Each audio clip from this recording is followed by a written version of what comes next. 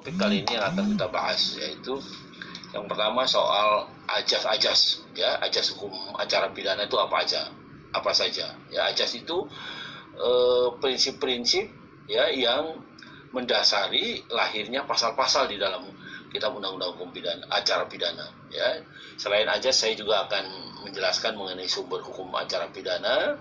Kemudian saya juga akan menjelaskan mengenai fase-fase dari pelaksanaan sistem hukum acara pidana ini.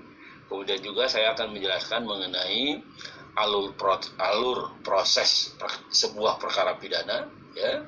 Yang terakhir adalah saya akan menjelaskan para pihak atau siapa saja yang terlibat atau berkaitan dengan pelaksanaan hukum acara pidana ini. Oke, saya mulai pada topik yang pertama. Ajas-ajas hukum acara pidana. Seperti saya katakan tadi, ajas ini adalah suatu nilai yang mendasari lahirnya ketentuan-ketentuan dalam sebuah undang-undang. Ya, yang pertama umpamanya di ajas hukum acara pidana yang pertama adalah equality before the law, persamaan atau perlakuan yang sama di depan hukum. Nah, ajas ini diturunkan dalam beberapa pasal di dalam hukum acara pidana yang menggambarkan bahwa kedudukan setiap orang itu sama di dalam peradilan pidana, ya. Apakah dia masyarakat biasa ataukah dia pejabat bahkan gitu ya, atau pengusaha, ya, maka ketika mereka tersangkut perkara pidana, dia akan dipanggil oleh penyidik, penyelidik, ya, akan dituntut oleh jaksa dan akan diadili di pengadilan dan diputus oleh hakim. Kedudukannya sama, tidak membedakan, meskipun pada realitasnya ada faktor-faktor lain yang secara sosiologis mempengaruhi. Ya, Anda tahu sendiri, umpamanya ada soal kekuasaan, ada soal uang, ya, dan ada soal macam-macam. Tapi oke, itu realitas ya yang harus kita perbaiki. Tetapi ajasnya adalah semua orang sama depan hukum. Itu yang pertama. Yang kedua, ajas legalitas. Ya.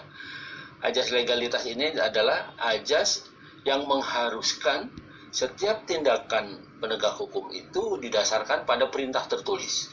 Apakah itu penangkapan, penahanan, penggeledahan, penyitaan, ya, atau tindakan-tindakan lain, ya, termasuk menetapkan seorang sebagai tersangka, itu harus ada perintah tertulis dan harus ada di mana di dalam perintah tertulis itu ada dasar hukumnya, gitu, ya. Kan kalau kita mengacu pada hukum administrasi negara, ada dua ajas yang pokok, ya. Yang pertama adalah legalitas, dasar hukum seorang pejabat negara itu bertindak, dan ajas juridikitas, yaitu ketika dia bertindak sebagai penyelenggara negara, dia harus memperhatikan koridor-koridor aturan lainnya. Jadi ketika dia melaksanakan kewenangannya, dia tidak melanggar hukum. Nah, kira-kira seperti itu. Nah, ajas legalitas ini juga ada di dalam hukum acara pidana. Kemudian yang ketiga, yaitu ajas praduga tak bersalah, presumption of innocence. Ya.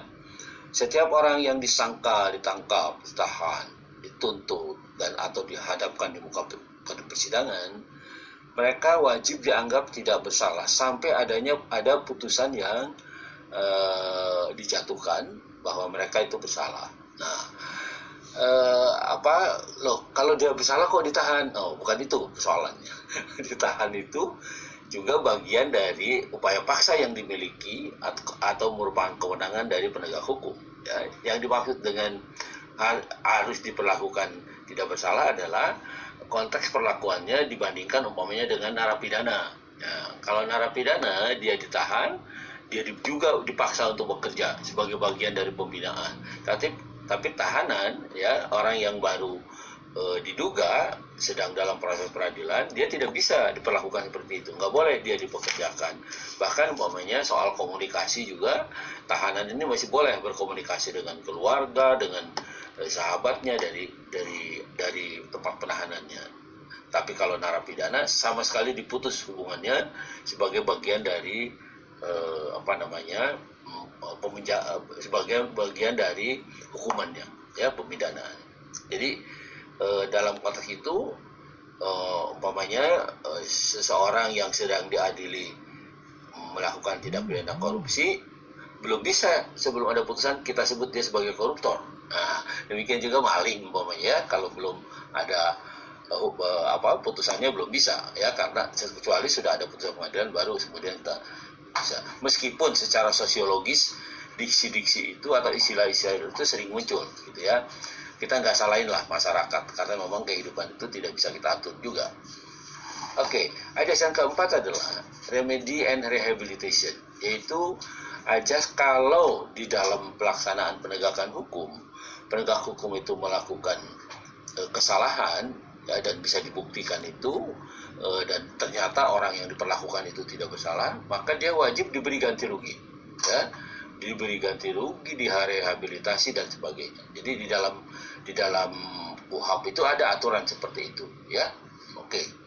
Ajas yang berikutnya adalah fair and impartial and objective, peradilan yang cepat, sederhana dan berbiaya ringan, serta bebas, jujur,